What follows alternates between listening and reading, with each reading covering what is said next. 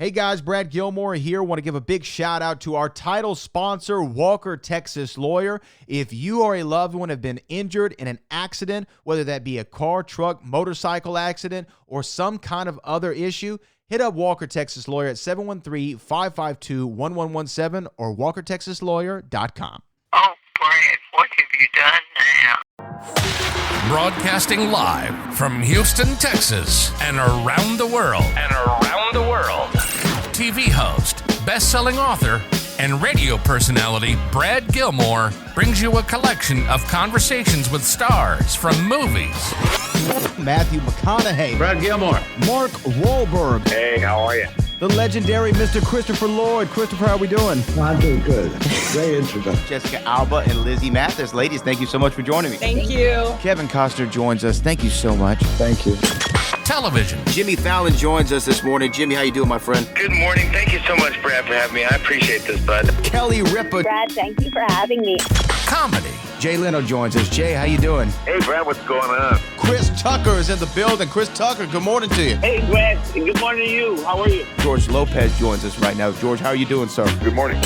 Music. Lola Monroe. Thank you. Thank you for having me. The legendary frontman of AC/DC, Brian Johnson, joins us right now. Brian, how you doing? Good morning, Brad. What lovely to talk to me. Funny lad. Megan Trainor. Thank you so much, Brad. You're awesome. Chloe Bailey joins us. I appreciate the time. Appreciate you. And more. This is The Collection. Now your host, The Boat. Brad Gilmore!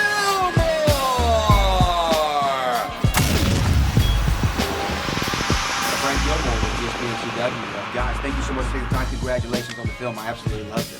Thank you. There's particular moments with each of you that I wanted to ask about, and if you could expound upon that scene or what that scene meant. Yeah. Guillermo, let me start with you. There's a point where Victor wants to destroy the creature by burning down and blowing up the tower. Yeah. And he says to him, give me one other word. Say one other thing to let me know, to kind of give you off the hook. Yeah. And as he walks away, the creature says, Elizabeth. Yet he still decides to blow up the tower. Why? Yeah. Well, because he's jealous. You know, any other word. You know, there's a great scene in a Buñuel movie called Elle where he says, tell me something you don't like about me. Surely I can improve. And the wife says, no. Everything's great. Surely there's something. No, everything. I love you. Just one thing. He says, well, you are a little intolerant. Anything but that. Not the same character. But Victor, he says, you know, he is jealous of him and Elizabeth. So if the only other word the creature knows is Elizabeth, you know, there's a very strange phenomenon of fathers getting jealous of the sons when the fathers are in their 60s and the sons are in their 20s. And that's basically Victor and the creature. Why him? Why not me? Wow. And you know what, though? Also, there's a moment with Victor where he chains the creature down in the dungeon, and then he comes up and sits on the stairs. And I heard y'all say that this character had no doubts. But in that moment, he almost looks like a mountain climber who just climbed Everest and completed his life's mission, and now is somewhat regretful and doubtful and doesn't know what to do next. What did that scene mean to you? Well, that's exactly right. So that's the moment where, you know, the emptiness suddenly comes with this idea that if I can just do this one thing, then everything will make sense. And he does the thing, and nothing makes sense. And so I remember we did that. Actually, what was in my head at that moment was the Tomorrow and Tomorrow speech from Macbeth, which is the same kind of just this nihilistic feeling that the foreboding. It's like he still has to live with himself, and that's the thing that he can't stand. Well, you know, Jacob, there's also a moment where the creature breaks out. He's in the forest, and he sees the deer that's sitting there, and you start to eat the berries with the deer, and then it's shot, right, kind of viciously, right in front of you. Yep. And the creature was appreciating life and this experience, and then also saw the deadliness of humanity at the very moment, and the evilness of humanity at times. What did that mean for you when putting the creature together, that scene in particular? I mean, it's one of the first moments, like as a child, when you learn that the world is not designed for you. You know, it's your shock into consciousness, and you start to learn, you know, more about the place that you have been like shot into. You know, it's a moment of like horrible consciousness.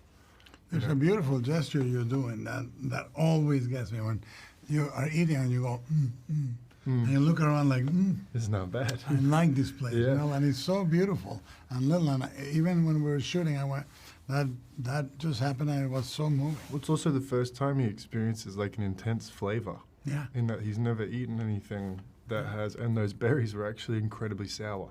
The ones that were on that tree. So there is this, you know, and that's met with the sun coming down through the trees and the green of the thing, and this creature that's evaluating him and not hitting him with a pole. Everything's sort of perfect, and then the world happens.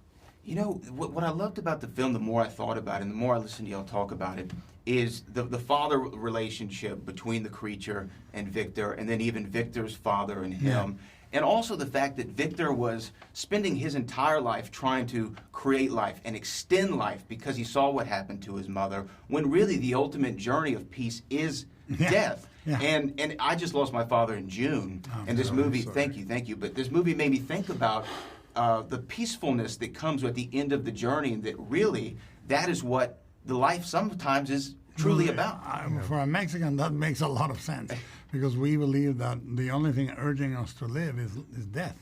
And I think what is very ironic with Victor is he's so worried about preserving life and not living it. Yes. You know, he's like, more life, pause down, look around, you know, he's incapable. Which, by the way, some of us in this table have experienced with our careers, for sure. Yeah. You know, you always...